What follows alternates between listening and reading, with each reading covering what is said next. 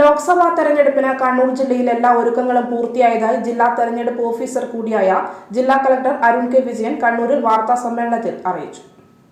കണ്ണൂർ ജില്ലയിൽ ലോക്സഭാ തെരഞ്ഞെടുപ്പിനുള്ള എല്ലാ ഒരുക്കങ്ങളും പൂർത്തിയായതായി ജില്ലാ തെരഞ്ഞെടുപ്പ് ഓഫീസർ കൂടിയായ കളക്ടർ അരുൺ കെ വിജയൻ വാർത്താസമ്മേളനത്തിൽ അറിയിച്ചു. ആകെ 1861 പോളിംഗ് ബൂത്തുകളാണ് ജില്ലയിൽ ഒരുക്കിയിരിക്കുന്നത്. ജില്ലയിലെ 11 നിയമസഭാ മണ്ഡലങ്ങളിൽ 7 എണ്ണമാണ് കണ്ണൂർ ലോക്സഭാ മണ്ഡലത്തിൽ ഉൾപ്പെട്ടിട്ടുള്ളത്. 2 എണ്ണം കാസർഗോഡ് ലോക്സഭാ മണ്ഡലത്തിലും 2 നിയമസഭാ മണ്ഡലങ്ങൾ വടകര ലോക്സഭാ മണ്ഡലത്തിലുമാണ് ഉൾപ്പെട്ടിട്ടുള്ളത്. എല്ലാ ബൂത്തുകളും വെബ്കാസ്റ്റിംഗ് നടത്തുമെന്നും ജില്ലാ കളക്ടർ അറിയിച്ചു. ഓരോ നിയമസഭാ മണ്ഡലങ്ങളിലെയും 2 ബൂത്തുകൾ മാതൃകാ ബൂത്തുകളായിരിക്കും.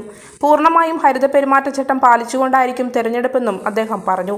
ജില്ലയിൽ 37,782 പുതിയ വോട്ടർമാരാണ് ഉള്ളത്.